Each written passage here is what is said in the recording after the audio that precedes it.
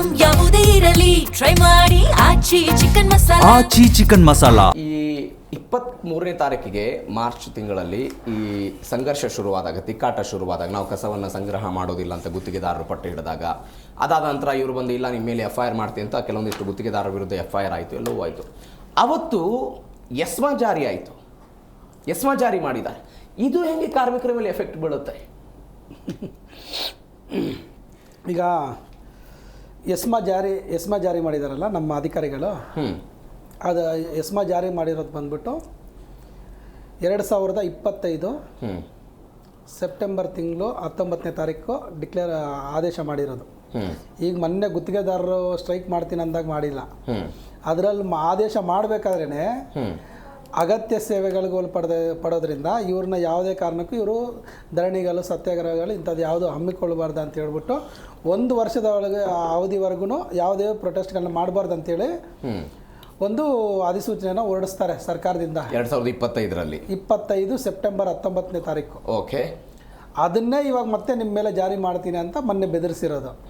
ಆದರೆ ಅವತ್ತು ಗುತ್ತಿಗೆದಾರರ ಕೆಲಸ ನಿಲ್ಲಿಸಿರೋದು ಎಷ್ಟು ಮಟ್ಟಿಗೆ ಗೊತ್ತಿಲ್ಲ. ನಮ್ಮ ಸಂಘಟನೆಯಿಂದ ನಾವಂತೂ 100% ನಮ್ಮ ಕಾರ್ಮಿಕರನ್ನೆಲ್ಲ ಕೆಲಸ ಮಾಡಬೇಡಿ ಅಂತಲೇ ನಿಲ್ಲಿಸಿದ್ರಿ. ಕೆಲಸ ಮಾಡಬೇಡಿ ಅಂತಾನೆ. ಅದೇನಾಗತ್ತೆ, ಯಾಕಂದರೆ LVPS ರಲ್ಲಿ ನಮ್ಮ ಕಾರ್ಮಿಕರ ಮೇಲೆ ದೌರ್ಜನ್ಯ ನಡೀತಾ ಇದೆ. ಅದನ್ನು ತಡೆಗಟ್ಟಬೇಕು. ಯಾಕಂದರೆ ನಿಮಗೂ ಗೊತ್ತಿದೆ, ವನತ್ಯಾಜ್ಯ ಹಸಿತ್ಯಾಜ್ಯನ ಬೇರ್ಪಡಿಸೋಂಥ ಸಮಯದಲ್ಲಿ ನಮ್ಮ ಕಾರ್ಮಿಕರಿಗೆಲ್ಲ ಏನು ಸಿರಂಜ್ಗಳು ಮತ್ತು ಈ ಸ್ಯಾನಿಟರಿ ಪ್ಯಾಡ್ಸ್ಗಳು ಈ ಥರದ್ದೆಲ್ಲ ಮುಟ್ಟಿ ಇನ್ಫೆಕ್ಷನ್ ಆಗಿ ಕಾರ್ಮಿಕರು ಬೆಳಗ್ಗೆ ಕಸ ಸಂಗ್ರಹಣೆಗೆ ಬಂದಾಗ ಯಾವ ಹ್ಯಾಂಡ್ ಗ್ಲೌಸ್ ಏನು ಉಪಯೋಗಿಸೋದಲ್ಲವಲ್ಲ, ಯಾಕೆ ಉಪಯೋಗಿಸೋದು ಕೊಡಬೇಕಲ್ಲ ಇವರು. ಓಕೆ, ಗುತ್ತಿಗೆದಾರರು ಕೊಡಬೇಕಲ್ವಾ. ಮತ್ತು ಆರೋಗ್ಯ ಏನೋ ಬಂದ ಇವನಿಲ್ಲ ಅಂದರೆ ಇನ್ನೊಬ್ಬ ಕೆಲಸ ಮಾಡ್ತಾನೆ, ಇವನಿಲ್ಲಾಂದ್ರೆ ಇನ್ನೊಬ್ಬ ಕೆಲಸ ಮಾಡ್ತಾನೆ ಅಷ್ಟೇ. ಇವನ್ ಸತ್ರೆ ಈಗ ಸಂಘಗಳಿರೋದು ಅವ್ರನ್ನ ರಕ್ಷಣೆ ಮಾಡಕ್ಕೆ, ಸಂಘಗಳು ಧ್ವನಿ ಎತ್ತಬೇಕಲ್ಲ ವಿಚಾರದಲ್ಲಿ. ಈ ವಿಚಾರದಲ್ಲಿ ನಾವು ಧ್ವನಿ ನಿರಂತರವಾಗಿ ಎತ್ತಾ ಇದ್ರು ಅಧಿಕಾರಿಗಳು ಗುತ್ತಿಗೆದಾರ ಹತ್ರ ಶಾಮೀಲ್ ಆಗ್ತಾ ಇದ್ದಾರೆ. ಒಂದೊಂದು ಕಂಪ್ಲೇಂಟ್ಗೂ ರಾಮಲಿಂಗೇಗೌಡ್ರೆ ಒಂದೊಂದು ಕಂಪ್ಲೇಂಟ್ಗೂ ಅವರು ಗುತ್ತಿಗೆದಾರರ ಹತ್ರ ಹೋಗಿ ಡಿಮ್ಯಾಂಡ್ ಬೆಳೆಸ್ಕೊಂತ ಇದ್ದಾರೆ. ಯಾರು AGMಗಳು. ನಾವು ಎಷ್ಟು ಮಟ್ಟಿಗಾದರೆ ಅಷ್ಟು ಮಟ್ಟಿಗೆ ಹೋರಾಟಗಳನ್ನ ನಡೆಸ್ತಾನೆ ಇದ್ದೀವಿ. ಪ್ರತಿ ತಿಂಗಳಿಗೆ ನಮ್ದು ಯಾವುದೋ ಒಂದು ಹೋರಾಟ ಇದ್ದೇ ಇರುತ್ತೆ ಇವ್ರ ವಿರುದ್ಧ. ಹೋರಾಟ ನಡೆಸ್ತಾ ಇದ್ದಾರೆ. ಭ್ರಷ್ಟಾಚಾರದಲ್ಲಿ ತುಂಬಿ ತುಳುಕ್ಬೇಕಾದ್ರೆ ಮ್ಯಾಕ್ಸಿಮಮ್ ನಾವೇನು ಮಾಡ್ಬೋದು, ಹೋರಾಟ ಬಿಟ್ಟರೆ ಬೇರೆ ಏನು ಮಾಡೋಕ್ಕಾಗಲ್ಲ. ನಮ್ಮ ಫಲಿತಾಂಶ ಬಂದ್ಬಿಟ್ಟು ನಮಗೆ ಭರವಸೆ ಒಂದೇ ಸಿಕ್ಕಿರೋದು. ಇದುವರೆಗೂ ಆ ಭರವಸೆ ಈಡೇರಲೇ ಇಲ್ಲ. ಓಕೆ. ಅದು ಮುಖ್ಯವಾಗಿ ಯಾರು ನಮ್ಮ ನಗರಾಭಿವೃದ್ಧಿ ಸಚಿವರು DK ಶಿವಕುಮಾರ್ ಅವರು, ಅವ್ರ ಹತ್ರನೇ ಹೋಗಿ ಈ ರೀತಿ ಸಮಸ್ಯೆಗಳು ಅಂತ ಹೇಳ್ಕೊಂಡ್ರೆ ನಮ್ಮ ಕರ್ನಾಟಕಕ್ಕೆ ಉಪಮುಖ್ಯಮಂತ್ರಿಗಳವರು, ನಮ್ಮ ಬೆಂಗಳೂರಿಗೆ ನಗರಾಭಿವೃದ್ಧಿ ಸಚಿವರು, ಅವರೇನೇ ಇದ್ರ ಬಗ್ಗೆ ತಲೆ ಕೆಡಿಸ್ಕೊಳ್ದೆ ಭ್ರಷ್ಟ ಅಧಿಕಾರಿಗಳ ಪರವಾಗಿ ಗುತ್ತಿಗೆದಾರ ಪರವಾಗಿ ನಿಲ್ತಾ ಇದ್ರೆ ನಮ್ಮ ಗೋಲ್ನ ಯಾರು ಕೇಳಿಸ್ಕೊಳ್ಳೋರು? ನಾವು ಎಷ್ಟು ಮಟ್ಟಿಗೆ ಅಂದರೆ ಲಾಸ್ಟ್ಗೆ ಅವ್ರ ಕಾರ್ಗಳಿಗೆ ಅಡ್ಡ ಬಿದ್ದು ಕಾರ್ ಮುಂದೆ ಹೋಗದೇ ಇರೋ ರೀತಿಯಲ್ಲಿ ನಾವು ಪ್ರತಿಭಟನೆ ಮಾಡಿದ್ದೀರಿ. ಅವ್ರ ಮನೆಗಳ ಹತ್ರ ಧಿಕ್ಕಾರಕ್ಕೆ ಹೋಗಿದ್ದೀರಿ. ಅವ್ರು ಅದೇ ವಿಧಾನಸೌಧ ಮುಂದೆ ಹೋಗಿ ಪ್ರತಿಭಟನೆ ಮಾಡಿದ್ದೀರಿ. ಅದೇ ಫ್ರೀಡಮ್ ಪಾರ್ಕಲ್ಲಿ ಉಪವಾಸ ಸತ್ಯಾಗ್ರಹಗಳನ್ನ ಕುತ್ಕೊಂಡಿದ್ದೀರಿ. ಇದು ಯಾವುದನ್ನು ಕೇರ್ ಅಂದೆ. ಇವತ್ತು ಮಾನ ಮರ್ಯಾದೆ ಮುಟ್ಟಿ ಏನದು 3 ಬಿಟ್ಟವನು ಊರಿಗೆ ದೊಡ್ಡವನು ಅಂದಾರಲ್ಲ, ಆ ರೀತಿ ನಮ್ಮ DCM ಅವರು 3 ಬಿಟ್ಟು ನಿಂತವ್ರೆ. ಯಾರೇನೇ ಅನ್ಕೊಳ್ಳಿ, ನಾನು ಮಾಡೋದು ಮಾಡ್ತೀನಿ, ನಾನು ಭ್ರಷ್ಟಾಚಾರಗಳಿಗೆ ನಾನು ಸಪೋರ್ಟ್ ಮಾಡೋದು, ಭ್ರಷ್ಟ ಅಧಿಕಾರಿಗಳಿಗೆ ಸಪೋರ್ಟ್ ಮಾಡೋದು ಅಂತೇಳಿ. ಬರ್ತೀನಿ ಸರ್. ನನ್ನೊಂದು ಪ್ರಮುಖವಾದ ಪ್ರಶ್ನೆ ಇದೆ. ಒಂದು ನಿಯಮ ಏನೋ ಹೇಳಿದಾರಂತೆ, ಕೆಲಸದ ಸಮಯದಲ್ಲಿ 10%ಕ್ಕಿಂತ ಕಾರ್ಮಿಕರು ಗೈರು ಹಾಜರಾದರೆ ಪ್ರತಿ ಕಾರ್ಮಿಕನಿಗೆ 500 ರೂಪಾಯಿ ದಂಡ ಹಾಕುವಂಥದ್ದೇನೋ ಇದೆ ಅಂತ ಬಂದಿದೆ ಸರ್ ಹೊಸದಾಗಿ. ಇದೇ BSWMLನ CEO ಅವರು ಬಿಟ್ಟಿದ್ರೆ ಕೆಲಸ ಮಾಡೋ ಸಮಯದಲ್ಲಿ ಒಟ್ಟಾರೆ ಹಾಜರಾತಿಯಲ್ಲಿ 10% ಏನಾದರೂ ಕಡಿಮೆ ಆದರೆ ಹಾಜರಿದ್ದ ವ್ಯಕ್ತಿಗಳಿಗೋ ಅಥವಾ ಹಾಜರಾಗದೇ ಇರುವಂಥ ಹಾಜರಾಗದೇ ಇರೋ ವ್ಯಕ್ತಿಗಳಿಗೆ 500 ರೂಪಾಯಿ ಅಂತ ಹಾಕಿದ್ದಾರೆ. ಇಲ್ಲಿವರೆಗೂ ಎಷ್ಟು ಜನಕ್ಕೆ ಹಾಕಿದ್ದಾರೆ? 0, ಯಾರಿಗೂ ಹಾಕಿಲ್ಲ. ಮತ್ತು ನಮ್ಮ ಡ್ರೈವರ್ಸು ಲೋಡರ್ಸು ಕೆಲವರು ಯಾರಾದರೂ ಕುಡ್ಕೊಂಡ್ ಬಂದಿದ್ದೆ ಅದಲ್ಲಿ 10,000 ರೂಪಾಯಿ ಕಾಂಟ್ರಾಕ್ಟರ್ಗೆ ಫೈನ್ ಅಂತ ಹೇಳಿದ್ದಾರೆ. ಎಷ್ಟು ಜನಕ್ಕೆ ಹಾಕಿದ್ದಾರೆ? ಓಕೆ, ಎಲ್ಲಿ ಹಾಕಬಾರ್ದ? ನಾನು ಪ್ರಶ್ನೆ ಅಲ್ಲ, ಇದು ಬರೀ ಪೇಪರ್ ವರ್ಕ್ ಮಾತ್ರ ಆರ್ಡರ್ ಅಷ್ಟೇ, ಯಾವ್ದು ಇಂಪ್ಲಿಮೆಂಟೇಷನ್ ಆಗಲ್ಲ. ಹಂಗಂತ ನಮ್ಮ ಕಾರ್ಮಿಕರು ಅಲ್ಲ ನಾನು ಅದೇ ಪ್ರಶ್ನೆ ಕೇಳ್ತಾ ನಮ್ಮ ಇದ್ದೀನಿ. ಕಾರ್ಮಿಕರು ಆದ್ರೆ ನಮ್ಮ ಕಾರ್ಮಿಕರು ಕುಡ್ಕೊಂಡ್ ಬರ್ತಾರೆ ಕುಡ್ಕೊಂಡ್ ಬರಲ್ಲ ಅಂತ ಹೇಳ್ತಾ ಇಲ್ಲ, ಸುಮ್ನೆ ಎದುರಿಸೋದು ಕಾರ್ಮಿಕರಿಗೆ. ಓಕೆ, ಎದುರಿಸೋ ತಂತ್ರ ಇದು. ಒಂದು ಆಪಾದನೆ ಮಾಡೋದು 500 ರೂಪಾಯಿ ನಿನಗೆ ಫೈನ್ ಆಗುತ್ತೆ ಅಂದ್ರೆ ಕೆಲ್ಸಕ್ಕೆ ಬರ್ಬೇಕು, yes. ಕೆಲಸ ವಿಂಗಡಣೆ ಮಾಡಬೇಕು, ರೋಡಲ್ಲಿ ಬರ್ಬೇಕು, ಇರಬೇಕು ಅಷ್ಟೇ. ಆ ರೀತಿ ಹಿಂಗ್ ಮಾಡ್ತಾ ಇದಾರೆ, ದಿನಕ್ಕೊಂದು ರೂಲ್ಸ್. ಆದ್ರೆ ಆ ಕಾರ್ಮಿಕನ ಕಾಪಾಡ್ಕೊಳ್ಳೋ ಯಾವುದೇ ಒಂದು ಹಿತಾಸಕ್ತಿ ಯಾರಿಗೂ ಇಲ್ಲ ಇಲ್ಲಿ.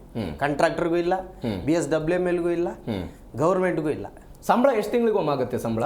ಸರ್ ಮಿನಿಮಮ್ ಒಂದು 5 ತಿಂಗಳು ಕೆಲಸ ಮಾಡಿರ್ತಾನೆ ಸತತವಾಗಿ. ಜನವರಿ, ಫೆಬ್ರವರಿ, ಮಾರ್ಚ್, ಏಪ್ರಿಲ್, ಮೇ. ಜನವರಿ ಇದು ಮಾತ್ರ 1 ತಿಂಗಳದ್ದು ಕೊಡ್ತಾರೆ, 4 ತಿಂಗಳದು ಅವ್ರ ಹತ್ರನೇ ಸರ್ ನಾನು ಹೇಳ್ತಾ ಇರೋದು, ಒಬ್ಬ ಬೆಂಗಳೂರಿನಲ್ಲಿ ಒಬ್ಬ ಜನಸಾಮಾನ್ಯ ಜೀವನ ಮಾಡಬೇಕು ಅಂತ ಹೇಳಿದ್ರೆ ಪ್ರತಿ ತಿಂಗಳು ಖರ್ಚಿರುತ್ತೆ. ಹೌದು. ಓಕೆ, ನೀವೊಂದು ಸಂಘವಾಗಿ ಅದರ ವಿರುದ್ಧ ಹೋರಾಟ ಕಾನೂನಾತ್ಮಕವಾಗಿ ಇವತ್ತಿನ ತನಕ ಫೈಟ್ ಮಾಡಿಲ್ವಾ ನೀವು? ಸರ್ ಮಾಡ್ತಾನೆ. ಸಂಘದಿಂದ ಅಥವಾ ಗುತ್ತಿಗೆದಾರರಿಂದ ಇಂಥದ್ದೊಂದು ಅನ್ಯಾಯ ಆಗ್ತಿದೆ, 5-6 ತಿಂಗಳಿಗೆ ವೇತನ ಸಿಗ್ತಾ ಇದೆ ಅಂತ ಯಾವತ್ತು ಫೈಟ್ ಆಗಿಲ್ವಾ ಇದುವರೆಗೂ? 50 ಲೆಟರ್ ಕೊಟ್ಟಿದ್ದೀವಿ ಸರ್. ಲೆಟರ್ ಅಲ್ಲ ಸರ್, ಕಾನೂನಾತ್ಮಕವಾಗಿ ಹೋರಾಟ ಏನಾದ್ರು ಕಾನೂನಾತ್ಮಕವಾಗಿ ಹೋರಾಟ ಮಾಡೋದಿಕ್ಕೆ ನಮ್ಗೆ ಕಾರ್ಮಿಕರ ಶಕ್ತಿ ಬೇಕಾಗುತ್ತೆ. ಕಾರ್ಮಿಕರು ನಮ್ಗೆ ವಾರ್ಡ್ಗಳಲ್ಲಿ ಮಾತ್ರ ನಮ್ಗೆ ಶಕ್ತಿ ಕೊಡ್ತಾರೆ. ಕಾನೂನಾತ್ಮಕವಾಗಿ ಹೋಗೋಣ ಅಂತ ಹೇಳಿದ್ರೆ ಅವ್ರಿಗೆ ಅಲ್ಲಿ ವಾರ್ಡ್ಗಳಲ್ಲೇ ಗುತ್ತಿಗೆದಾರರಿಂದ ಬೆದರಿಕೆ ಆಗಿ ಕೆಲಸ ತೆಗೆಯೋದು, ಮತ್ತೊಂದು ಮಾಡೋದು, ಭಯಭೀತರನ್ನಾಗಿ ಮಾಡಿ ನಾವೇನಾದ್ರೂ ಒಂದು ಸ್ಟೆಪ್ ಯಾವ್ದಾದ್ರು ಈ ರೀತಿ ಕಾನೂನು ಹೋರಾಟ ಮಾಡೋಣ ಅಂದಾಗ ನಮಗೆ ಮತ್ತೆ ಕರೆಗಳು ಮಾಡಿಬಿಟ್ಟು, ಅಣ್ಣ ಅಷ್ಟು ದೂರ ಕಾನೂನು ಹೋರಾಟ ಬೇಡ, ನಮ್ಮ ಓನರ್ ಹತ್ರನೇ ಬರೀ ಓರಲ್ ಆಗಿ ಮಾತಾಡಿ ನಮ್ಗೆ ನ್ಯಾಯ ಕೊಡಿಸಿ ಅಂತಾರೆ. ಒಟ್ಟಿನಲ್ಲಿ ಭಯಭೀತರಾಗಿ ನಮ್ಮ ಕಾರ್ಮಿಕರು ಕೆಲಸ ಮಾಡ್ತಾ ಇದ್ದಾರೆ. ಓಕೆ, ಆ ಭಯದಿಂದ ಹೊರಗೆ ಬರಬೇಕು ಅನ್ನೋ ಪ್ರಶ್ನೆ ಸಹಜವಾಗಿದೆ ಅಲ್ವಾ? ಇದೀಗ ಹೊರಗೆ ಬರಬೇಕು ಅಂದ್ರೆ ಇದಕ್ಕೆಲ್ಲ ಒಂದೇ ಕಾಯಮಾತಿ ಮಾಡಬೇಕು ಅಷ್ಟೇ. ನೇರ ವೇತನ ಮಾಡಿದ್ರು ಸಾಕು ಸರ್.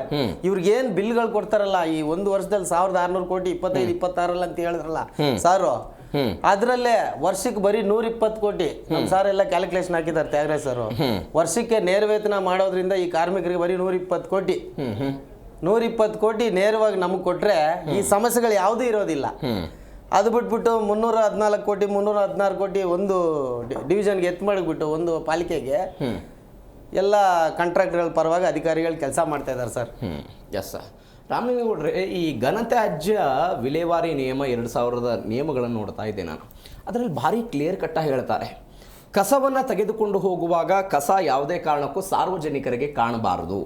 ನಿಯಮ ಇರೋದು, ಸತ್ಯ ಇರೋದು. ಕಸ ಯಾವುದೇ ಕಾರಣಕ್ಕೂ ರಸ್ತೆಗಳಲ್ಲಿ ಸೋರಿಕೆ ಆಗಬಾರದು. ಲಿಚೆಡ್ ನೀರು ಒಂದು ಕಸ ಯಾವುದೇ ಕಾರಣಕ್ಕೂ ಸೋರಿಕೆ ಆಗಬಾರದು. ಕಸವನ್ನ ನೀವು ತೆಗೆದುಕೊಂಡು ಹೋಗುವಾಗ ಕಸದ ಮೇಲೆ ಏನಾದರೂ ಹಾಕಿರಬೇಕು, ಸುರಕ್ಷತೆಯಿಂದ ಒಂದು ಟಾರ್ಪಲ್ ಏನೋ ಹಾಕಿರಬೇಕು ಅನ್ನುವಂಥ ನಿಯಮ ಇದೆ. ಬಟ್ ವಿಪರ್ಯಾಸ ಅಂದರೆ ಬೆಂಗಳೂರಿನ ಕಸದ ವಾಹನಗಳನ್ನು ನೋಡ್ಬಿಟ್ರೆ ಅವುಗಳನ್ನು ಮತ್ತೊಬ್ಬರು ತಬ್ಬಬೇಕಾದಂಥ ಪರಿಸ್ಥಿತಿ ಇದೆ ಸರ್. ಪಕ್ಕದಲ್ಲಿ ನಿಂತ್ಕೊಳ್ಳೋಕ್ಕಾಗಲ್ಲ ಸರ್. ಯಾಕೆ ಹಿಂಗೆ? ಅದೇ ಹೇಳಿದ್ನಲ್ಲ ಸರ್, ಇಚ್ಛಾಶಕ್ತಿ ಬೇಕಿದೆ. ಯಾವುದೇ ಒಬ್ಬ ಅಧಿಕಾರಿ, ನಾನು ಸರ್ಕಾರದಿಂದ ಸಂಬಳ ತಗೊಂತೀನಿ, ನನಗೆ ಒಬ್ಬ ಸರ್ಕಾರ ಜನಗಳ ಸೇವೆಗಾಗಿ ನೇಮಕ ಮಾಡಿದ್ದಾರೆ, ನನ್ನ ಕರ್ತವ್ಯ ಏನು, ನನ್ನ ಕೆಲಸ ಏನು, ನನ್ನ ಲಿಮಿಟ್ ಏನು ಅನ್ನೋ ಮೊದಲು ತಿಳ್ಕೊಬೇಕಿದೆ. ಇಲ್ಲೇನಾಗಿದೆ, BBMPಯಲ್ಲಿ BBMP ಇದ್ದಂಥ ಈಗೇನು ಕಸದ BBMP ಲಿಮಿಟ್ಸಲ್ಲಿ ಇತ್ತು, ಹಲವಾರು ವರ್ಷಗಳಿಂದ ಗೂಟ ಹೊಡೆದು ಕೂತ್ಕೊಂಡಿರೋ ಅಧಿಕಾರಿಗಳು ತುಂಬಾ ಜನ ಇದ್ದಾರೆ. ಇವರು ಬಲ್ತ್ ಬಿಟ್ಟಿದ್ದಾರೆ. ಇವರು ರಾಜಕೀಯವಾಗಿ ಸಕ್ತರಿದ್ದಾರೆ, ಹಣ ಬಲದಲ್ಲೂ ಸಕ್ತರಿದ್ದಾರೆ, ಸ್ವಂತ ಬಲದಲ್ಲೂ ಸಕ್ತರಿದ್ದಾರೆ. ಸೊ ಹಾಗಾಗಿ ಇವ್ರನ್ನ ಯಾರು ಅಳ್ಳಾಡ್ಸಕ್ಕಾಗ್ತಿಲ್ಲ. ಹಂಗಾಗಿ ನನ್ನನ್ನು ಕೇಳೋರು ಯಾರು ಅನ್ನೋದು, ಸಾರ್ವಜನಿಕರಿಗೆ ಇದ್ರ ಅವೇರ್ನೆಸ್ ಇಲ್ಲ. ಈ ಕಸದ ಗಾಡಿ ಹೆಂಗಿರಬೇಕು, ಹೆಂಗ್ ಹೋಗ್ಬೇಕು, ಕಸ ಯಾವ ಟೈಮ್ಗೆ ಎತ್ತಬೇಕು, ನಿಯಮಗಳನ್ನು ಕೂಡ ನೋಡಿದ್ರು ಕೂಡ ಸಾಧ್ಯ ಆಗಲ್ಲ. ಇವರು ಜನಗಳಿಗೆ ಅವೇರ್ನೆಸ್ ಇಲ್ಲ. ಜನಗಳಿಗೆ ಏನು, ಕಸದ ಲಾರಿ ಹೋಗ್ತಿದೆ ವಾಸನೆ ಅಂತ ಮೂಗ್ ಮುಚ್ಕೊಬೇಕು ಅಷ್ಟೇ ಗೊತ್ತಿರೋದು.